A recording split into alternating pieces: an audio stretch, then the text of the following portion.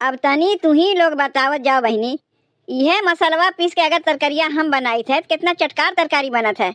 और यह मसलवा पीस के हमार पतोहिया अगर तरकरिया बनावत है तो कौनो खाए लायक रहबे नहीं करते हैं। कौनो खनवा गत के बनावा एकरे अइबे नहीं करते हैं।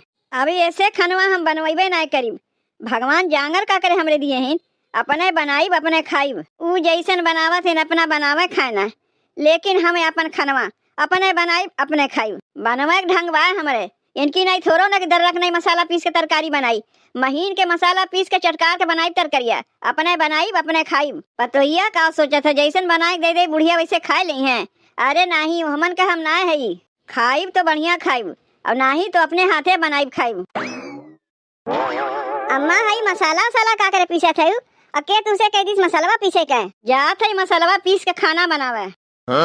खाना बनवे जाते हो? कौन जरे मेरे तू खाना बनवे जाते हो? अजौन खनवा हम बनाए है ऊ के खाई? तू खाओ जाए के, तू बनाए है तू ही न खइबू। तू काहे न खइबू? रोजे तो हम खनवा बनाई थे और रोज खात हूँ, तो आज काहे न खनवा हमारे हाथवा खइबू? रोज कैसो नकिया उकिया दबाए खा लेते रहे है, लेकिन अब से नहीं खाई। नकिया दबाए के खनवा खात रही हूँ, लेकिन काहे? वैसे खनवा बनत है जैसे तू बना के देती हूँ। यह कुल मसालवा तू पीस के तरकरिया बनावत हूँ, खाए लायक रहबे ना करता है। और यह कुल मसालवा पीस के हम तरकरिया बनाई थे, कितना चटकार के बनत है। नैहरवा में कहियो खाना वाना नहीं बनाए है। ऐसा खनवा गन्ना था जैसे लागत है छछुंदर मार के आए है। इतना दिन से वह खनवा खान तुम्हें बढ़िया लागत रहा, अब वह खनवा खाए में तुम्हें अच्छा ना लागत। खनवा छछुंदर की नहीं गन्ना है। अरे ई काहे ने का तू बूढ़ा की अपने हाथे बनाईबू खाईबू, तो का तू तोरे हाथवा खनवा बढ़िया नहीं लागत? हाँ, अपने हाथे बनाई खाईब। और कुछ सुनबू? अब्बा चार मने देखिए तो का कहिए लागत बा पतोहिया अपने सास के ना बना खिया पावत बा, यही लिए बूढ़ा अपने हाथ से बनावत खात हैं। के काव कही के काव ना कही, सबके हम ठेका लेके ना बैठी है। बहन हमार जांगर चलत बा अपने हाथे बनवत खात है। बिहान के तीना कह पैबू तू बुढ़िया के बना देते तो बुढ़िया खात रही। अब बहन तोरे ढेर जवानी घेरे बात अपने हाथे बनवत खात है। भगवान न करे बिहान के कहीं खटिया पड़ जाइबू ना तो एक एक करने के तरस जाइबू, तब ये पतोहिया के गोरबू कब तनिक बने दे जाए एक और खाए ली। सरापत है का कि बुढ़िया कब खटिया पड़े? सरापत ना है बूढ़ा, वह दिना सबका एक दिन आवत है, तब के का कहबू बनवे खियावे के? तब तो तोरे जंगरे ना रही, ऐसे अकल में चूर रही तब का करबू? तू अकर चिंता ना की दुल्हन, बुढ़ऊ कमाए कमाए दिए हैं, उतना बैंकवा में जमाए के रखे है। यही के नोटिया दिखाई ना वह एक बनाए खियाई दे। तुम्हें हमें ना बनावे खियावे पड़ी। गांव मोहल्ला टोला में बहुत मेहरारू हैं, केहू कह दे वह एक बनाए खियाई दे। अच्छा, गांव मोहल्ला टोला में मेहरारू एक खनवा बनाए तुम्हें दे दी है, तुम्हें खनवा तुम्हें बढ़िया लगी। अब पतोहिया बनाए देते कहा तू जैसे छछुंदर की नहीं गन्ना है। रुपया के घमंड दिखावत है बूढ़ा, रुपया दिखा के दीदी बहनी खाना बनावे कहबू। अब तो तोरे बोलिया नहीं करबे करी।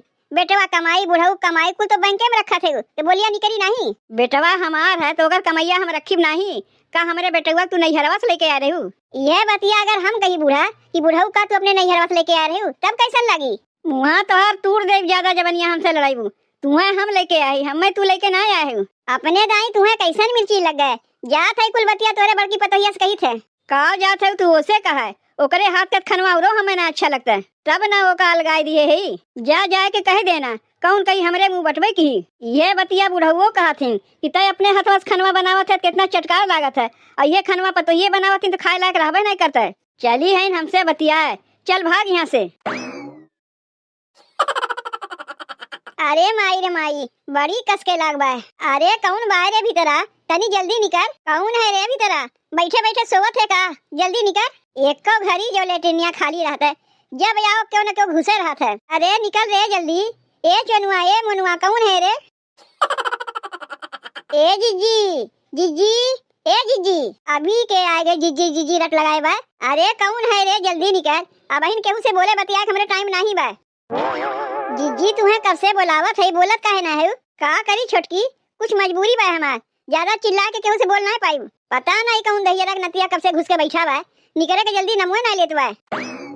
जीजी तनी हमार बतिया सुनो पहले, तनी जल्दी से हो आई छोटकी, तब वही लगे तोर बतिया दिल से सुनत है। अरे कौन है रे भीतरा? जल्दी निकल, लागत बा हमरे सड़िए भई जाई का।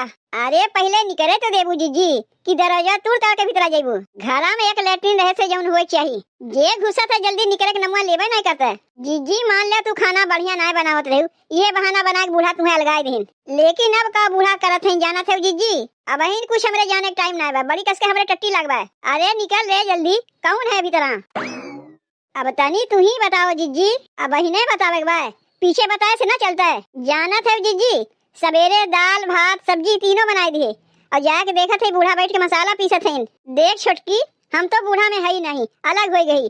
अब तू समझो तो हर बूढ़ा समझे, लेकिन पहले हमें टट्टिया जाए दे। वैसहू जे अकेले बनाए खाए आवे, दूसरे खाते बनावा खाना ओका अच्छा नहीं लगी, चाहे कितनो बढ़िया खानवा बनाए को काहे न धई दे। वह तो होत बा जीजी, वह तो देखा थई, कहा थी तोरे हाथ के खाना हम खइबे ना करीब।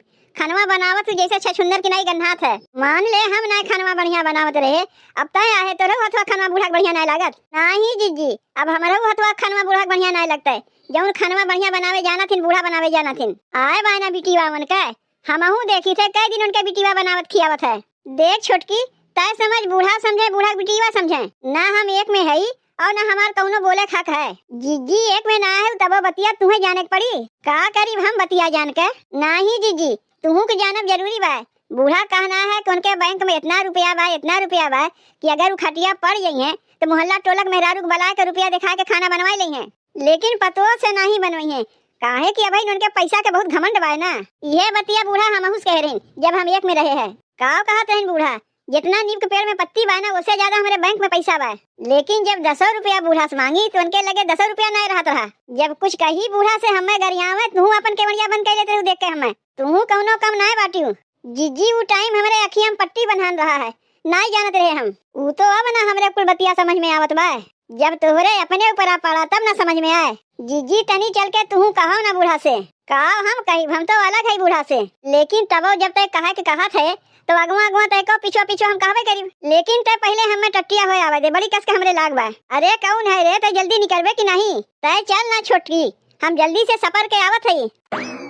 यह कौनो कम नहीं बा, पहले बहुत हमार मजा लेत रही कि देखो छोटकी की ज्यादा मानत है नम्मा, बड़की को मनते ना है। अब समझ में आवत बा कि केकर मान जान ज्यादा होता है। अगर एकर मान जान ज्यादा होता तो का करे हमरे लगे दौड़ के आए बा। बूढ़ा ऐसा नहीं ना कि अपने खाए पिए के आगे केहू मान जान करबे नहीं करतीन। चलो जाए दो, जब छोटकी हमसे मदद मांगे आए बा तो थोड़ा बहुत मदद कर दे, चल के बूढ़ा से बोल दे। लेकिन पहले ही दहजरक नतिया भीतरा से निकले तो लागत वाली निकरी करी नहीं, हम चले खेतवा में। आहा, कितना बढ़िया महकिया आवत बा खानवा में से। यह मसाला तेल दे के हम तरकरिया बनावत है, कितना बढ़िया महकिया आवत बा। तनी तू लोग सुन के बतावत जाओ बहनी, बढ़िया महकिया आवत बा नहीं? और यह खानवा पतोहिए बनावत थी तो कैसन गन्हात है। जाए दो, जांगर बा हमरे, अपने बनाई अपने खाई के उस कहे वह ना यही। माई ए माई, इते काव करत है माई? खाना बनवत है बिट्टी। तोरे ढेर शौक लागबा खाना बनावे के, काहे घर में खानवा नहीं बनावा?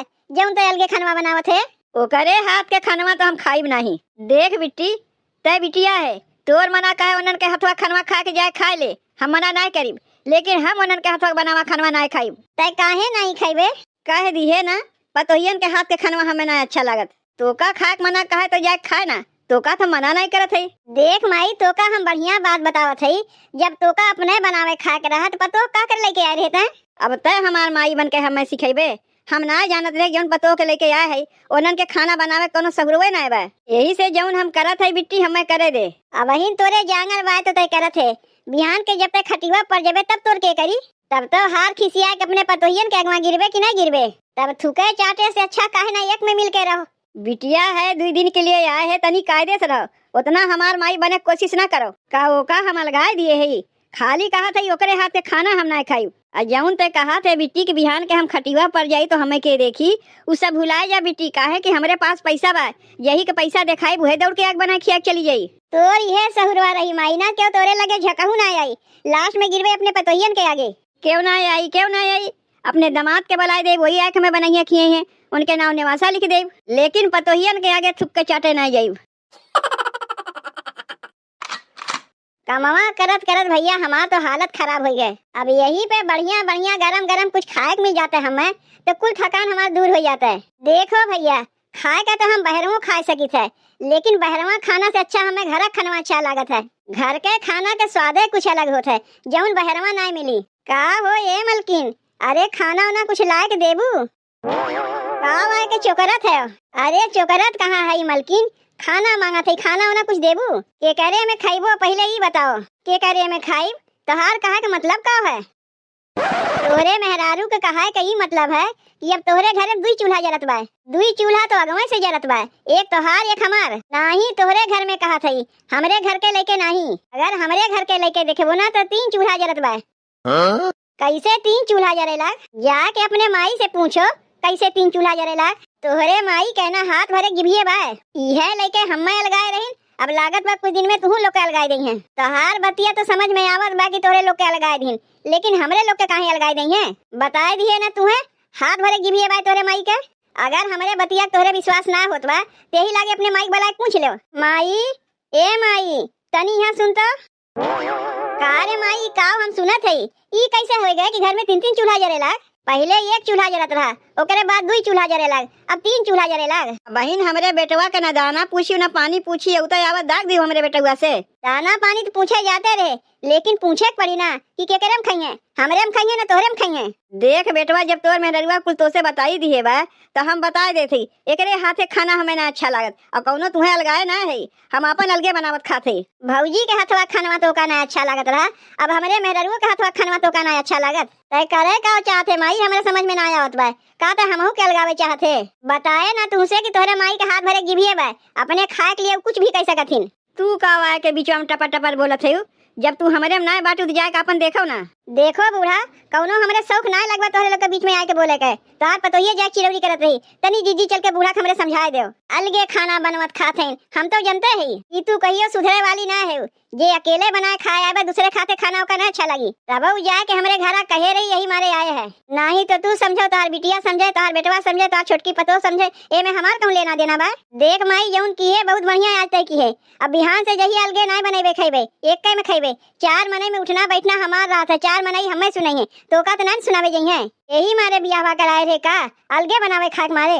पहले तोहार माई का कहत रही बेटवा जवान हो गए, बेटवा जवान हो गए, एकर बियाह कराए दो, अजय एक बार फंसाए पाई तो अपना अलगे बनावे खाए लागिन। उलकारत है हमरे बेटवा के, अलगे बाटू तब तुम्हें शांति ना मिला। कुछ दिन बाद ना ये लोग अलगाए जाए हैं अगर तोहार ये सबरवा रही। लेकिन चाहे जौन कहा बूढ़ा, तुमसे अलग होके हम बहुत मजे में हई। और जौन तू हमसे कहे रहे ना कि निमिया के पेड़वा में जितना पत्तियां ना उतना ज्यादा तेरे बैंक में पैसा बा, तो जैसे निमिया के पत्तियां झड़ जाते ना वैसे तार बैंक का पैसा एक दिन सब झड़ जाई। और कैसे झड़ जाई वो बताई देते तोरे जीप चटोरी के चलते, तब वही लागे तोहार कुल घमंडवा चूर हो जाई।